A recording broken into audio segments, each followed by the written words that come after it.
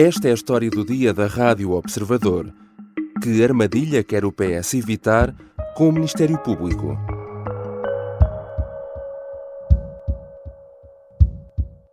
Não estou para interferir em processo judicial nenhum. Não conheço o processo judicial, a não ser aquilo que a comunicação social tem divulgado.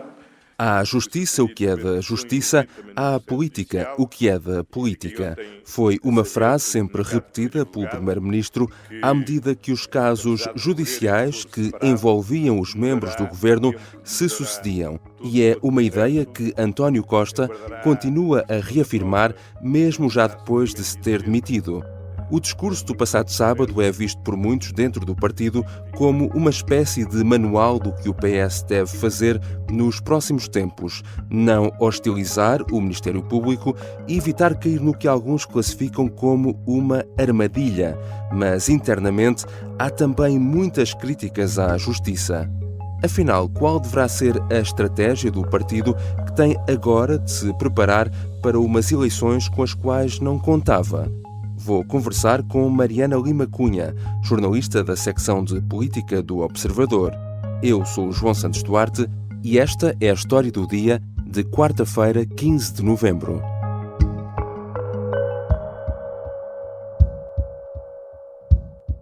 Olá Mariana, bem-vinda. Olá, João. Mariana, já vem de longe esta relação tensa entre PS e Ministério Público, pelo menos já desde a célebre tese da Cabala e do processo Casa Pia. Recorda-nos o que é que aconteceu nessa altura? Sim, esse foi o momento mais tenso da história da relação entre o PS e a Justiça. Nós sabemos que na altura o caso caiu como uma bomba no país e no partido, porque foram implicados vários nomes da direção do PS, incluindo dirigentes de topo. Um deles, que era considerado um dirigente muito promissor, que hoje em dia já não é sequer filiado no PS, foi Paulo Pedroso, que foi preso preventivamente. E essa foi uma imagem que chocou de facto o país, porque nunca tinha acontecido. Foi preso no próprio Parlamento, o procurador foi lá em pessoa, foi detido, aliás, e foi depois... chegou a ser indemnizado, aliás, ele nunca foi acusado na sequência disto, e chegou a ser indemnizado pelo Estado.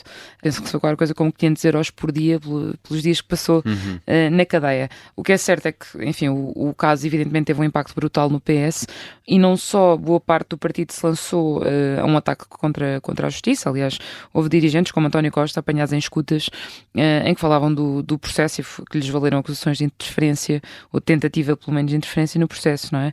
E origina-se aqui a tal tese da Cabala, não é? Que é uma tese segundo a qual haveria uma tentativa ativa na investigação de construir um processo para prejudicar o PS, o núcleo duro do PS, e aliás no decorrer do processo, isto começou a circular em notícias de jornais, mas no decorrer do processo chegou a haver uma troca de acusações sobre quem é que tinha dado origem, ou seja, quem é que tinha posto nos jornais e quem é que tinha começado a alimentar esta ideia de que havia uma cabala contra o PS. E durante o processo, na altura o ex-diretor da Polícia Judiciária, o Moita Flores, e o diretor, na altura Orlando Romano, chegaram a discutir sobre, não a discutir diretamente, mas Moita Flores falou disso em tribunal. Orlando Romano recusou ser o primeiro responsável por isto. Enfim, foi uma espécie de bomba nunca mais vista na relação de um partido com a Justiça. Ora, isso foi há 20 anos, ao longo dos anos muitos casos houve, mas agora mais recentemente, há cerca de um ano, uma sequência de casos levou vários socialistas a questionarem novamente a independência do Ministério Público. De resto, é curioso porque a 18 de novembro do ano passado fizemos uma história do dia, na altura uma conversa do Ricardo Conceição com a jornalista Rita Tavares, que tinha o título "O estado da relação entre o PS e o Ministério Público é complicado?" Ponto de interrogação. Que casos foram esses na altura? Já agora para dizer, esse diagnóstico acho que se mantém tão atual como na altura, ou ainda mais atual hoje em dia. A questão é que de facto foram casos muito diferentes, não é? Nós tínhamos no contexto da Operação Teia, que é uma operação que envolve uma rede de autarcas, havia uma implicação de Luísa Salgueiro, que é a autarca de Matosinhos, muito influente no aparelho do PS. Ela foi constituída arguida pela nomeação de uma chefe de gabinete que o Ministério Público acredita que terá acontecido por influência de outros dois arguidos no caso. Isto foi provavelmente o caso que provocou mais indignação no PS. Aliás, a própria Luísa Salgueiro disse perplexa com, enfim, esta sugestão de que podia ter sido influenciada a nomear chefe de gabinete, porque essas nomeações são políticas, não são sujeitas a concurso público e, portanto, houve até vários socialistas que vieram defendê-la em público. No caso de Miguel Alves, que ironicamente tinha sido trazido para o governo como uma tentativa de acalmar os casos e casinhos, como diria António Costa, que vinha muito da descoordenação do governo, não haver a figura do número 2, do secretário de Estado adjunto do Primeiro-Ministro, e ele tentou resolver isso trazendo Miguel Alves, que era uma pessoa da sua confiança, para o governo. Soubemos depois que o trouxe, já sabendo que ele era arguido em 2 casos, o famoso caso do pavilhão em Caminha, que nunca chegou a ser construído, e depois o caso que levou acabou por levar à sua acusação, que tinha a ver com um suposto favorecimento de uma empresa, da mulher, aliás, de Joaquim Couto, que é um autarca socialista histórico, pela contratação de serviços de comunicação e de marketing. E, portanto, com essa acusação, que já agora na forma também irritou o PS, porque foi noticiada aqui primeiro pelo Observador. António Costa até chegou a dizer que era uma forma original de saber de uma acusação e só aumentou a tensão com o Ministério Público. Agora, o que é facto é que isto são casos diferentes, não é propriamente um processo de Casa-Pia em que a direção do partido é atacada, como o PS entendeu que foi, e, portanto, mesmo no seio do partido, apesar da irritação com de repente haver vários casos em cima da mesa, também houve muito quem acreditasse que isto tinha mais a ver com uma questão quase humana dos procuradores, de, enfim, acelerarem um bocadinho os timings de processos que envolvem pessoas mais mediáticas, com mais cargos de responsabilidade no caso, e, portanto, não tanto a convicção de que houvesse uma perseguição ao PS especificamente, mas talvez alguma, implicação maior com políticos. Aliás, essa tese voltou a correr há uns meses, quando a casa de Rui Rio e a sede do PSD foram alvo de buscas, num caso que tinha a ver com a contratação de assessores, aliás, uma prática que muitos partidos fazem, e vários partidos, incluindo o PS, foram até solidários com o PSD. Façamos agora um fast forward para o presente e para o que têm sido os últimos dias agitados na política nacional.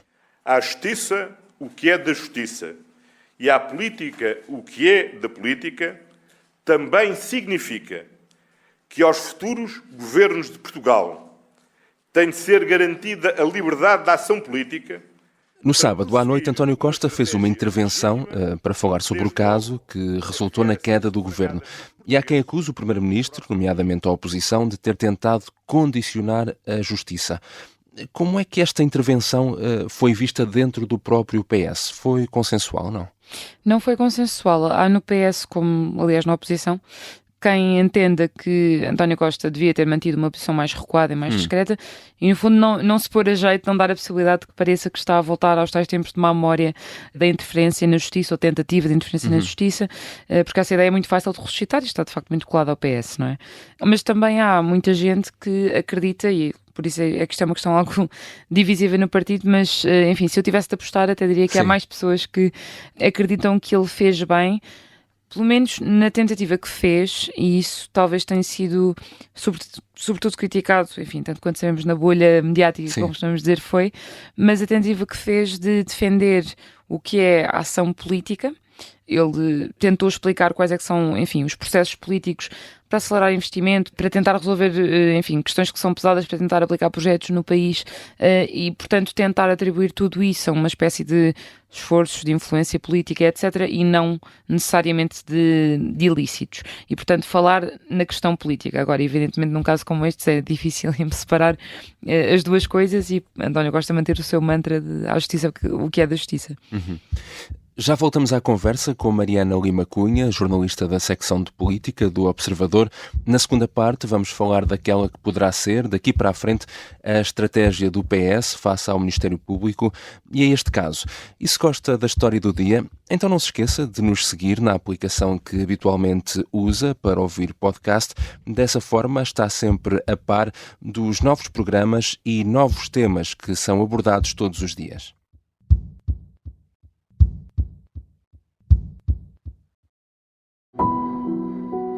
Esta é uma história de intrigas, segredos e traições. É uma história de agentes secretos e de um agente secreto em particular. Vladimir Vladimirovich Putin. Esta é a história escondida de como Vladimir Putin montou uma teia de poder e guerra que começou no KGB e acabou na Ucrânia.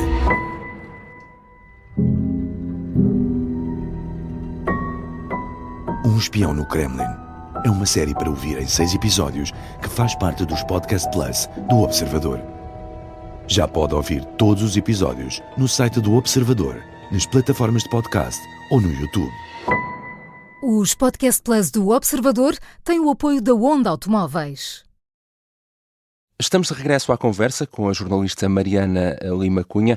Aqui chegados, Mariana, qual deverá ser então a estratégia do PS para gerir este caso nos próximos meses até às eleições?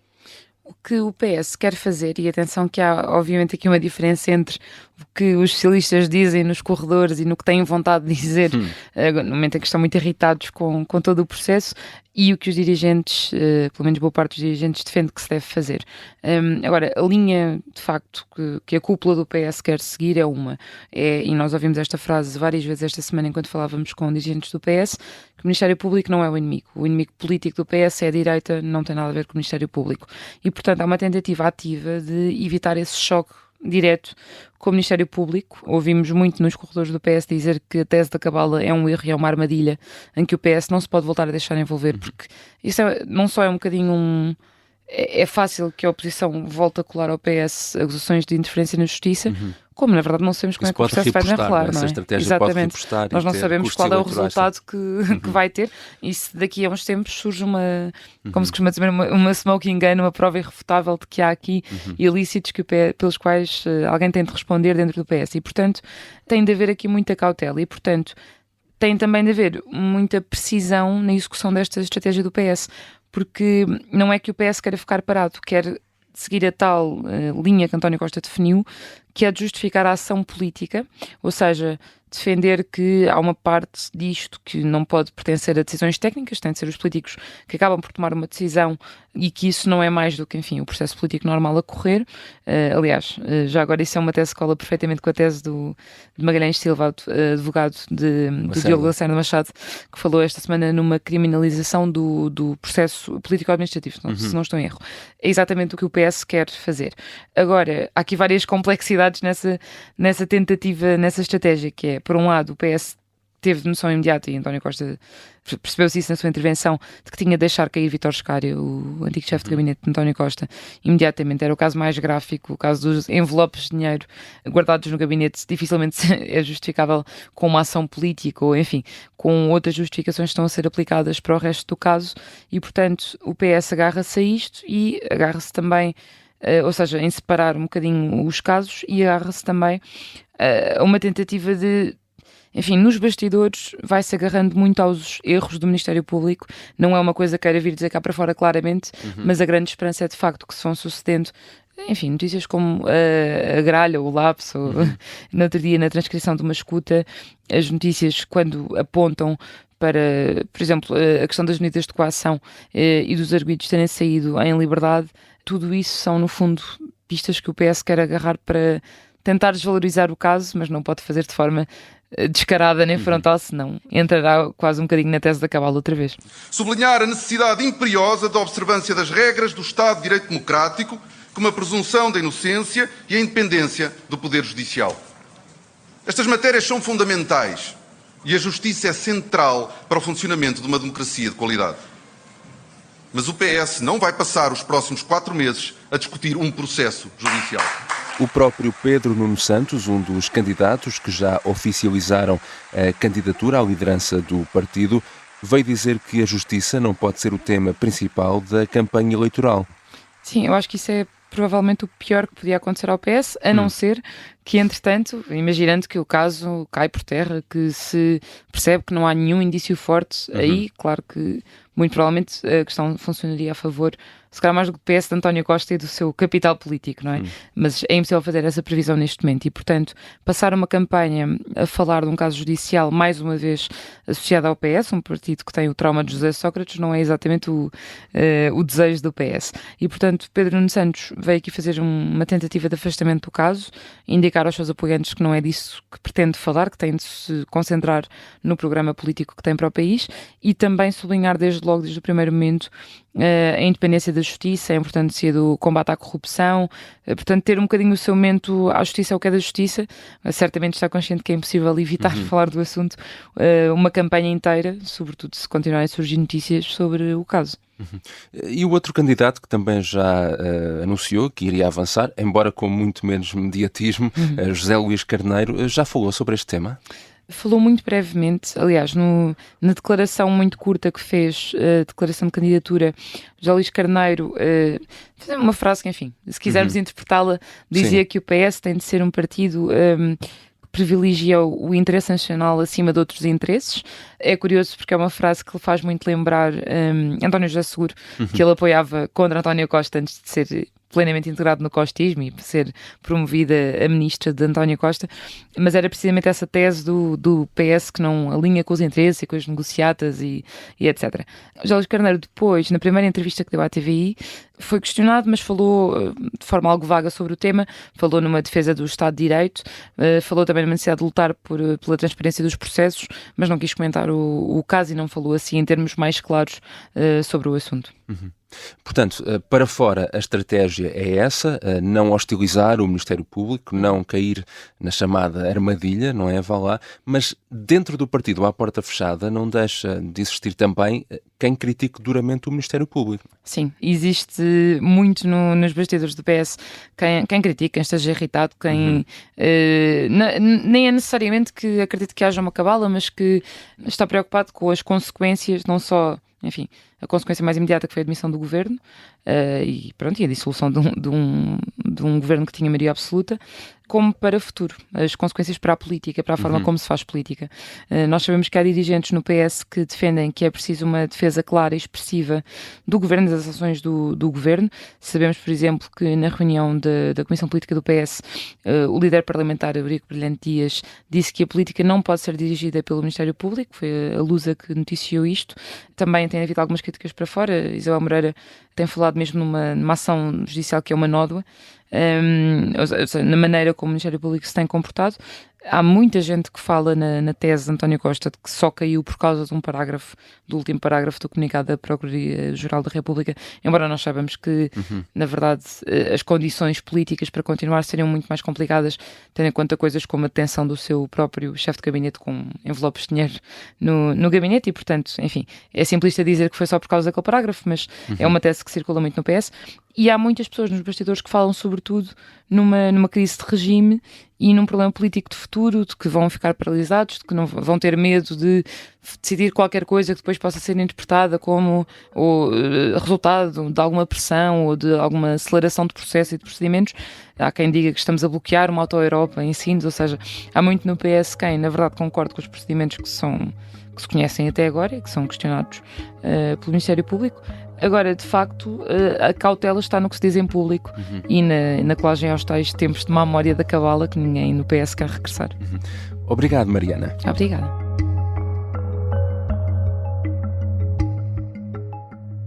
Mariana Lima Cunha é jornalista da secção de política do Observador. Esta foi a história do dia. A sonoplastia é da Beatriz Martel Garcia. A música do genérico do João Ribeiro. Eu sou o João Santos Duarte. Até amanhã.